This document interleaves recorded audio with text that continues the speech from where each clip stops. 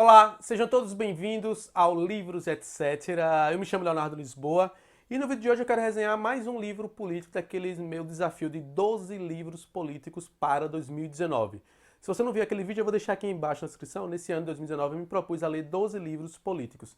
E a resenha, o livro, melhor dizendo, que eu vou resenhar hoje, está naquela lista. É o livro do Murray Rothbard, Esquerda e Direita, Perspectivas para a Liberdade. Vou falar um pouquinho sobre esse livro aqui no vídeo de hoje. Mas antes de começar, eu queria pedir que você deixasse seu like. Não custa nada. Comente, compartilhe, espalhe o vídeo para que mais pessoas conheçam aqui o Livros, etc. Beleza? Então, sem mais delongas, vamos falar sobre o livro. Mas antes de falar sobre o livro, que é um livro curto, 80 páginas, você lê de uma vez só, é necessário falar sobre o contexto em que o livro foi escrito.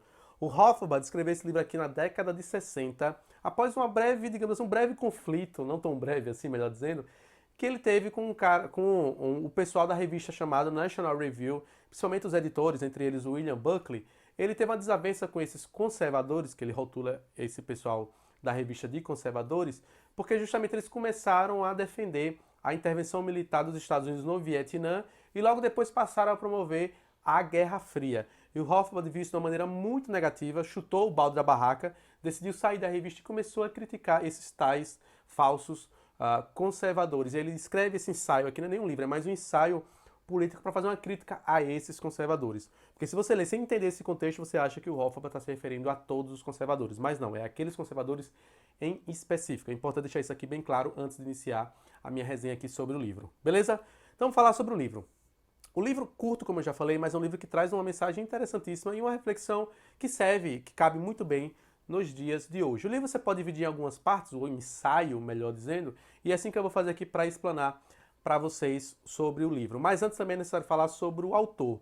O Murray Rothbard nasceu em 29, nasceu 3 anos depois da Grande Depressão de 29, da Grande Depressão nos Estados Unidos, e ele é considerado o pai da filosofia anarcocapitalista. E aqui vale deixar bem claro, qual é a diferença entre, por exemplo, um anarcocapitalista e um liberal clássico. O liberal clássico ele até aceita um Estado, mas bem mínimo, um Estado reduzido. Enquanto que para o anarcocapitalismo é sem Estado nenhum, nada de intervenção estatal em nenhuma esfera da vida social. Então o Rothbard é considerado o pai desse pensamento anarcocapitalista. Faz toda a diferença nisso aqui na hora de chegar aqui no contexto do livro. Então logo no início do livro, o Rothbard vai comentar sobre o apogeu do pensamento liberal, o apogeu do liberalismo. Ele não usa a palavra liberalismo, ele usa a palavra libertarianismo, o apogeu do pensamento libertário, que se deu graças a 3 grandes revoluções citadas segundo o Rothbard aqui. A Revolução Gloriosa, ou Revolução Inglesa, a Revolução Francesa e, consequentemente, logo após, alguns anos depois, a Revolução Industrial. Para Rothbard foram essas 3 grandes revoluções que o liberalismo pôde atingir o seu ápice. E é importante deixar claro o seguinte, ele faz aqui uma distinção entre esquerda e direita, e coloca o liberalismo do lado da esquerda, enquanto que o conservadorismo ele coloca à direita. Ele vai explicar mais à frente, segundo Rothbard, que o socialismo surge justamente, ou melhor dizendo, logo depois do declínio do pensamento liberal e quando os socialistas começam a tomar corpo, ou pelo menos a impactar de forma mais proeminente a sociedade e, consequentemente, o mundo com seus escritos logo depois.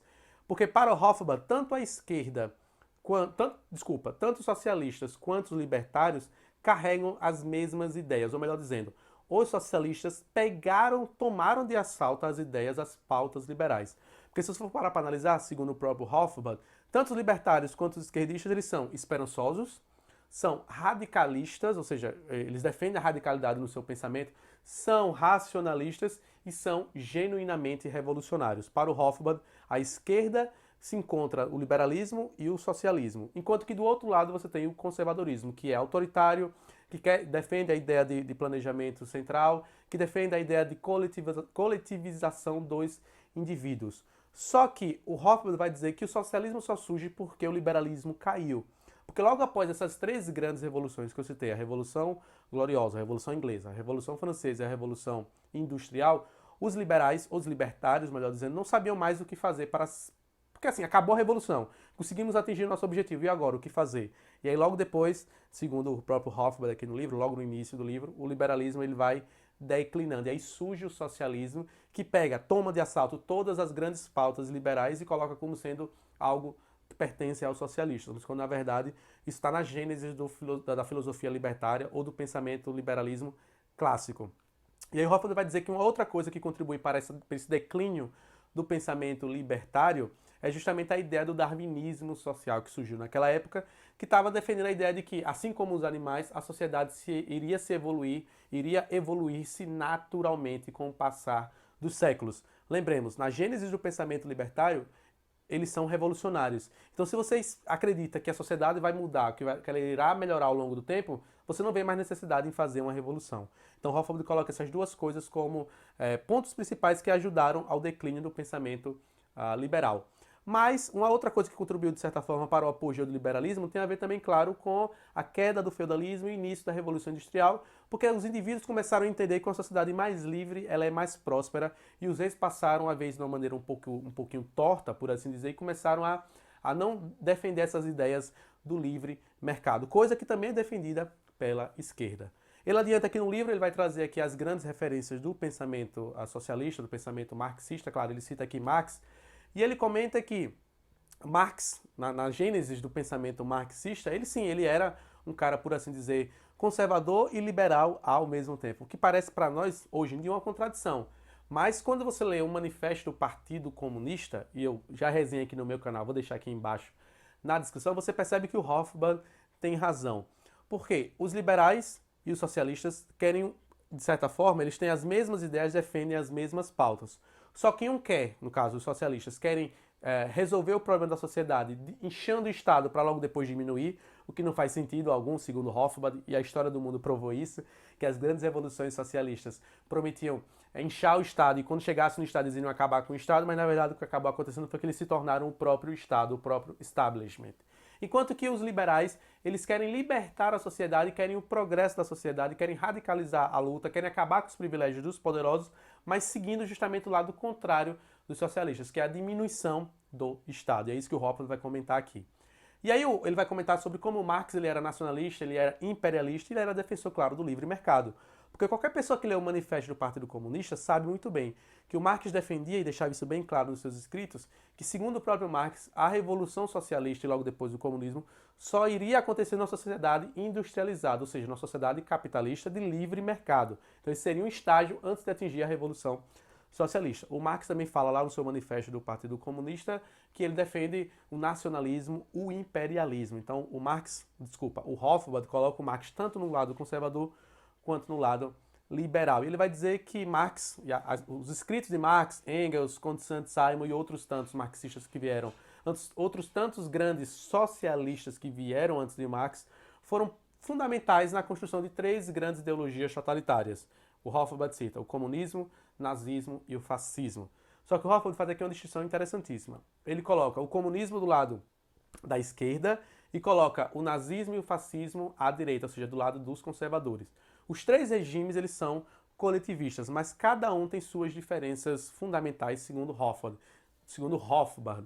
Para o Hofbauer, por exemplo, o nazismo e o fascismo defendem o capitalismo de Estado, enquanto que o comunismo é revolucionário, não defende o capitalismo de Estado, mas sim uma economia planificada, uma economia central. Ou seja, o nazismo fica também, claro, segundo a definição que o Hofbauer faz aqui, à direita. É interessante trazer esse contexto, porque para nós, isso parece muito curioso. Mas o Hofbauer já fazia uma crítica a essa ideia de esquerda e direita após a Revolução Francesa, porque ele percebeu, e até hoje isso é perceptível no nosso cenário político, que se misturam. A esquerda e a direita estão misturadas. Você tem um cara que é de esquerda, mas tem posições de direita, e vice-versa. O Hofbauer já criticava essa divisão entre os espectros políticos entre direita e esquerda, e qual deveria ser a posição dos libertários em meio a tudo isso. Na segunda parte do livro, ele vai falar aqui, comentar sobre o New Deal, que, para quem não sabe, foi um pacto entre o Estado e as grandes companhias, as grandes corporações, para dar um incentivo, um boom econômico nos Estados Unidos pós a Grande Depressão. Mas, infelizmente, segundo Hofbauer, e foi o que aconteceu na história, essas grandes companhias utilizaram-se dos recursos, das benesses, dos incentivos fiscais que o governo promoveu, que o governo incentivou, não para ajudar a sociedade americana, mas sim para enriquecer cada vez mais. O Hofbauer faz essa crítica aqui, ou seja, que os libertários, que o pessoal que deveria defender o livre mercado justamente foi contra o livre mercado, traiu a ideia do livre mercado, ou seja, não seguiram a ética da sociedade libertária. E aí no finalzinho do livro, Hofbauer vai comentar qual deveria ser o futuro dos libertários, onde é que os libertários deveriam se situar. Hofbauer traz dois ensinamentos interessantíssimos aqui. O primeiro, que os libertários deveriam ter orgulho da sua filosofia e defender abertamente a sua filosofia.